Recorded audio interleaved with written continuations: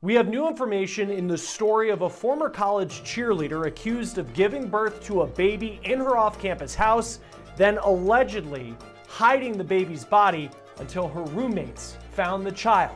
Court records say that Laken Snelling gave birth allegedly to a full-term baby, one who she told doctors was alive.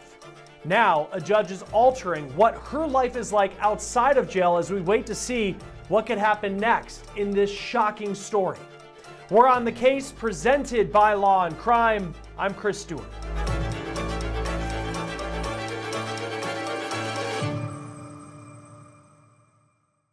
We have a lot to get to in this episode of On the Case as we continue to follow the story of Laken Snelling. Very disturbing case that we're following out of Kentucky. Before we get into that, I do need to take a moment and talk about our partner and sponsor, Morgan & Morgan.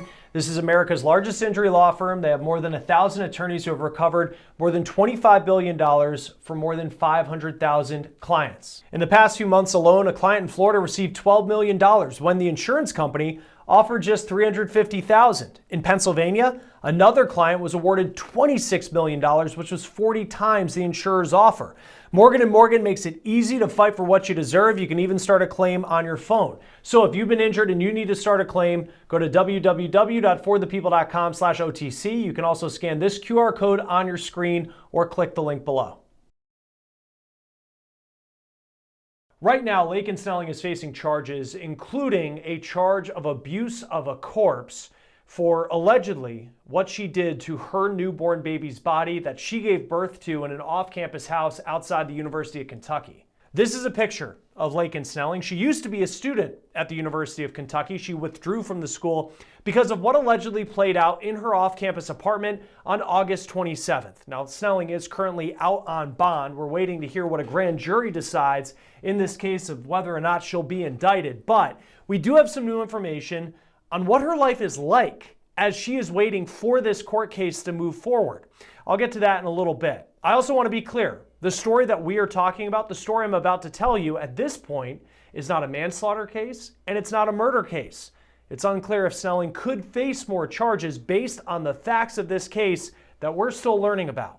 Snelling was not just a student at the University of Kentucky. She was a member of the school's elite stunt cheerleading team. Now, UK, that's a big-time athletics school. It's part of the SEC, so it's a big deal to be a Wildcat, to be a member of one of the sports teams. Here's a picture of Snelling on the school's official athletics website. And this is a screen grab from a video of the Wildcats competing per flow cheer on YouTube. This video was from April of 2025, meaning if the baby that she gave birth to was full term in August, like police say, then she is pregnant in the image that you're looking at right here. On August 27th, Lexington, Kentucky police were called to the house of Laken Snelling for a report of an unresponsive infant. The child was pronounced dead on scene, police say. They say that the baby was found in a closet, and an arrest citation says the infant was wrapped in a towel inside of a black trash bag. The citation reportedly says that Snelling was read her rights and she allegedly admitted to giving birth to the baby. Then she allegedly said that she concealed the birth by cleaning evidence and putting all cleaning items inside of a black trash bag along with the body of the infant who was wrapped in a towel.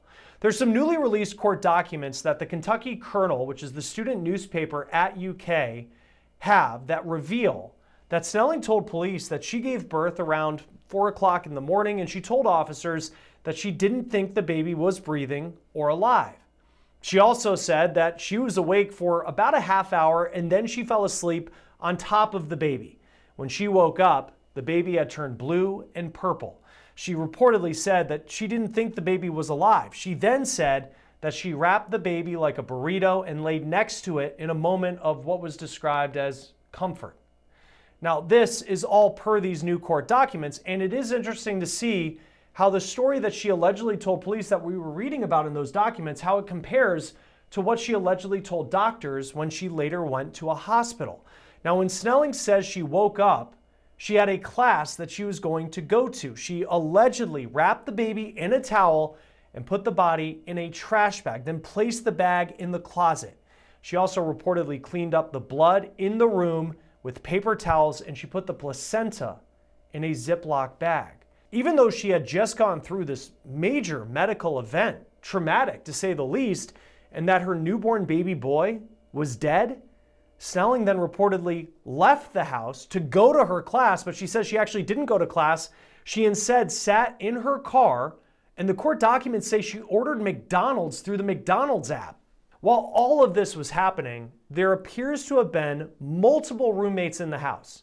Now, around the time that Snelling reportedly said that she gave birth, one of her roommates texted a Snapchat group that they thought they had heard something fall, and another roommate said they thought they heard noises for roughly an hour.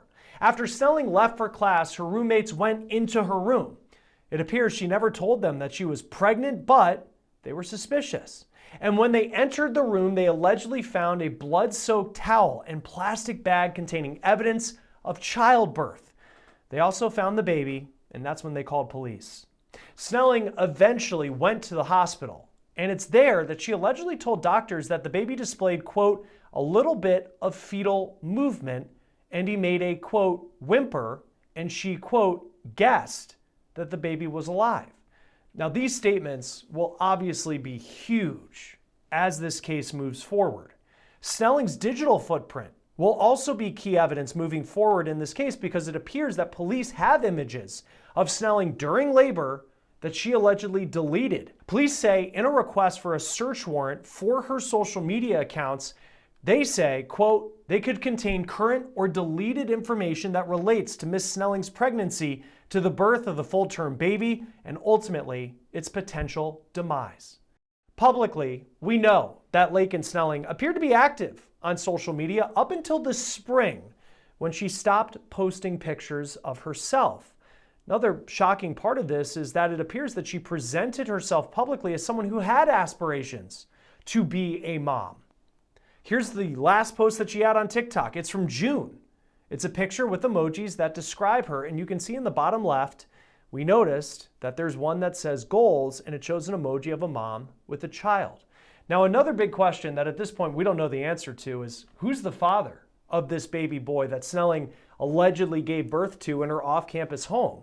Now, we know there's an ex-boyfriend who submitted DNA to police, and she was also reportedly in a relationship with another man in more recent months, but it's unclear what their status is right now.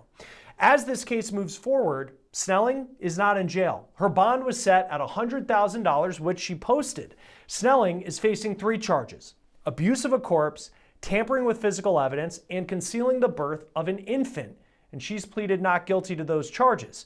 The new information in this case that we have is that the conditions of her bond, though, are being changed.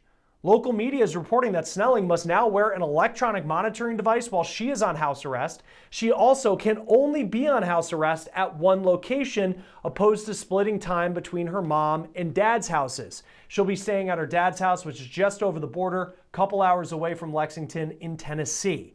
Now, it's unclear what prompted that change to her bond conditions. Right now, Snelling's case is awaiting a potential indictment from a grand jury, which will decide what charges she'll face. And that potentially could mean murder charges or manslaughter charges if the grand jury finds there is evidence to support that. Joining us now to talk more about this case is Serena Townsend, criminal defense attorney and former prosecutor. It's always great to have you on Law and Crime. We don't know officially why the judge modified the conditions of Laken Snelling's bond. She'll be on a GPS monitor. She's got to live at her dad's house just over the Kentucky line in Tennessee. What typically goes into that decision as to why a judge might do something like this? You know, usually when these types of conditions are modified for the worse for a defendant, something happened. It could be as simple as, they couldn't verify the address was a secure address, that it was an address that they could rely upon. Maybe the mother is planning on moving. It could also be criminal activity. Maybe there was some sort of thing that happened at the house by either the mother or somebody else who lives at the house who may have committed some sort of crime or is suspected of a crime. It could be a lot of things, but it's usually some sort of bad news if a modification like this happens. This case happened out of college, and Laken Snelling's an out-of-state student, it seems. She grew up in Tennessee. How common is it that someone would be on house arrest for a case in one state, but she has to live in another? It's not necessarily unusual, especially charges like this. I mean, usually a person who's facing this type of charge, such a high level situation, media attention situation, oftentimes spends the entire process behind bars awaiting their trial. The fact that she's out to begin with is kind of leniency towards her. The whole purpose of bail is to make sure that somebody returns to court. So certainly if somebody is out of state, in a different location from the court, the judge is going to be concerned about how likely that person is going to come back. And so these restrictions are necessary to guarantee their return. Now, moving forward with this case, she still has yet to be indicted, if that'll happen, by a grand jury. I think with the evidence, it's safe to assume that she will be indicted on something. This is not a murder case at this point. This isn't a manslaughter case at this point. What would need to happen for it to get there beyond just what is already a very serious charge of abusing a corpse that she faces? But if it is murder, if it is manslaughter, what would need to happen to get to that point? In these types of cases, it's really hard to be able to put forth proof beyond a reasonable doubt for every single element of that kind of charge. Right now, the charges that she's facing are the ones that are very clearly able to be proven. You have this sadly, dead infant who was just born in a closet. There are certain things that you know to be true based off of that, but you do not know for sure at this point, and this is what kind of evidence they're collecting, how that happened and what her thought process was. It's very important to know what her mens rea was, what her intentions were, what she knew, what's reasonable for her to have known in this type of scenario. The fact that she mentions that she heard the baby whimper is a huge detrimental fact to her case. It's kind of an admission that the baby was not stillborn, was born alive, and that perhaps due to her actions, that baby did not survive. And so the DA is going to have to piece together all of those elements to be able to prove that but for the things that she did, and they have to figure out what things she did, that baby would have still been alive. Not only that, they have to also show her state of mind. Was she in shock? Did she form the intent to kill? That will determine what type of charge she'll be facing, manslaughter, murder, etc. And she's also accused of just concealing a pregnancy. And, her roommates, they just based off how she looked, they kind of felt like something was up. This baby was born reportedly full term. Of course, anybody who is pregnant, it's their business, it's their story that they're dealing with. But when does it get to a point where it becomes criminal, where when you look at what happened, she gives birth to this child, her roommates end up finding it. The fact that she wasn't open about being pregnant, how does that factor into how this criminal case could play out? It factors into it a lot. A lot of the evidence that the DA is going to have to get in order to prove that particular charge is going to be testimonies of witnesses, testimonies of people who saw her and could testify as to what her actions were. What did she do or not do in order to help conceal this pregnancy? Did anybody ask her about whether she was pregnant and then she denied it, which is a lie? Did she seek medical attention for the pregnancy? If not, then did that exacerbate the injury of the baby inside of her? And so all of the things that she did to not disclose when it was imperative to disclose. You're right. A woman doesn't necessarily have to tell the world that she's pregnant, but there are certain things that we as a society expect women to do in order to care for a growing baby inside of her. I also think of the narrative that police have put together of what she did after giving birth, specifically when she wakes up. She says she wakes up, she had a class to go to that morning. I think it was around like 8:30 in the morning. So, she allegedly, and it's just so tough to talk about, but cleans up the scene in her room. She then leaves the house, doesn't go to class, but she went to like a medical center, didn't go in. And then they also apparently have the way to prove that she ordered something on McDonald's, the McDonald's app. How does that impact her? Because clearly at any point in time, as she goes from step to step, she could go back to the house. She could have called the authorities, but she allegedly didn't. What could that mean for her defense that prosecutors are going to be able to lay out, not only did this happen, but you did this after? Yes, prosecutors harp oftentimes on the actions of an individual after the event itself because it allows them to tell a jury, to tell a judge, to explain in the charges why they're charging the things that they are charging. The fact that she did all of those things shows a consciousness of guilt. It doesn't show, this remorse. It doesn't show an attempt to prevent this child from dying. It doesn't show the actions of an innocent individual. It shows culpability. And you can tell a lot about a person, and this is what prosecutors argue all of the time in these types of cases. Jurors, if you're trying to figure out whether this person meant to do a crime or not, whether this person should be held liable for their actions, look at what they did after the effect. You can determine a person's state of mind during a crime a lot of times by looking at the things they did both before, during, and also after the crime itself. And then I also just think from the defense's point of view, because Laken Snelling went through a very serious medical episode in her room by giving birth, and then she gets up and walks out the house. She ends up going to class. What could a defense attorney argue just about her mental state at that time, considering she had given birth in a room by herself? I mean, that's a traumatic experience, I'm sure, that she went through, not to excuse what she's accused of doing, but how could a defense attorney kind of take all of that and present it to a jury to try and get them to see her in a different light than what the prosecution wants her to be seen as? They're going to have to say something about her mental incapacitation. They're going to have to say, either she was temporarily insane, she was in shock. They may need to bring on a medical expert who knows these kinds of things to explain to a jury what goes through a person's head normally and what could possibly go through a person's head in an abnormally very, very scary situation like this. She's also a very young person. Now, of course, the counter to that argument is it's not just what happened on the day. It's also the fact that, as she's also charged with concealing the pregnancy, it's all of the things that she was doing leading up to that point. So a defense needs to be able to bring on a medical witness to say not only was she in shock that day or maybe temporarily out of her mind at the time of this event, but that the whole process, the time period that she was pregnant, she was suffering from some sort of mental defect. Is that a tough argument to make, to say that for 9 months, someone was not the person who I guess they would want you to believe that they are? I mean, how far could that argument go if this actually went to trial?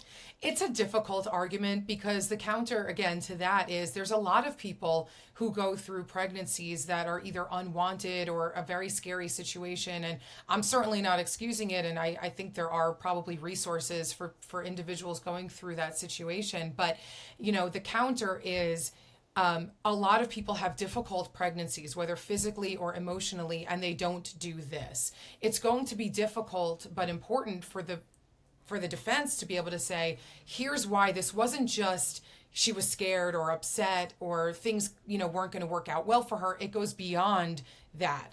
It has to go beyond that. It can't just be that this was problematic. It has to be that it affected her mentally. It is not an easy argument to make. And a lot of what the decision is going to be there is going to relate to the witnesses, again, in her case. So friends, family members who might be able to testify as to her mental status throughout those 9 months. When it comes to her bond and the fact that she is out, she's able to live, she's on house arrest and she's at her dad's house and on a GPS monitor. But I mean, there's some pretty difficult crimes that she's accused of here. And especially once the story came forward, and it wasn't just a media story. I mean, this was in a report from the police about what she told doctors, that the baby was whimpering and she believed the baby was alive and then the baby dies. And how common in these cases, because this isn't the only one that we've seen that is similar to this, do defendants actually spend the time waiting for their trial in jail as opposed to being out on bond like Laken Snelling is? Well, it's a very good question. And sometimes what happens is when you're faced with the charges that she's currently faced with, a judge might set a certain amount of bail to kind of relate to the level of crime that she's currently facing. And then if the baby obviously has died, but then if they could bring forth additional charges like they might do in this case. So if they supersede the indictment and add charges like manslaughter or murder, there's an opportunity to raise the bail. So she'll be rearraigned. She'll be in front of a judge again and be told what the newer charges are. And it is at that hearing where the prosecution could say, Judge, there's been a change in circumstances. The charges are now much more severe. She has way less of a reason to return to court now. You know, we can't rely on her returning at this point because she has everything to lose. Therefore, we're going to ask for an increase in bail. So I do think that if these charges are lodged against her, there will be a change in bail status for the worse. And when it comes to, the information of what she told doctors, that was new information to us over the last couple of weeks, but clearly prosecutors would have had access to what she told doctors the day that all of this happened. Why not charge her if they're going to? And I know that this is kind of, a lot can happen, but why not charge her with murder and manslaughter if you knew that the baby was, reportedly had a whimper? Why not charge that now or in the beginning with abuse of the corpse as opposed to waiting for a grand jury to indict her on those charges? I'm so glad you asked that question because it's very in the weeds, and us practitioners deal with this kind of thing a lot. A couple of things to say to that. Number one is it's still kind of difficult to prove the linkage that's necessary for the mens rea, for what her intent and her state of mind was to determine whether it should be a manslaughter or a murder charge. I think even with her statement about the whimpering, it goes towards something, but it doesn't give you a definitive answer as to what her intentions are or what she should have done in that situation. But number two, I want to raise is the prosecutors oftentimes don't actually know what her statements were to the doctors until down the road when they subpoena the medical records and the hospital records. And then you end up getting this really thick stack of medical records and you have to kind of dig into it. And sometimes that statement was made to a nurse or a doctor that they hadn't spoken to, because many people treat patients throughout the cycle of when you're in the hospital. It could be that they did not know that and that they discovered it while going through the medical records. And once they found that, that really is a gold mine for them. And then for, if that is presented in court, if this goes to trial, she believed that there was a whimper to the baby. What more are you going to need as a prosecutor to make that argument? Because a defense attorney could say she had no idea what she was talking about. She could barely remember what she was going through because she had just given birth to a child. Correct. Especially if she's being questioned while she is on morphine or other painkillers that could alter her mental state. It depends on how the question was phrased to her. Maybe the doctor was kind of leading her. If I'm the defense attorney, I'm going to try to say things like that. I'm going to try to explain away why she said what she said, especially if she later clarified it or later recanted that statement. I would probably try to make the argument that she wasn't necessarily understanding what she was saying at that time. And then when she was more clear-headed, she was able to give the actual truth. Of course, the prosecution is going to have a lot to say about that too, though.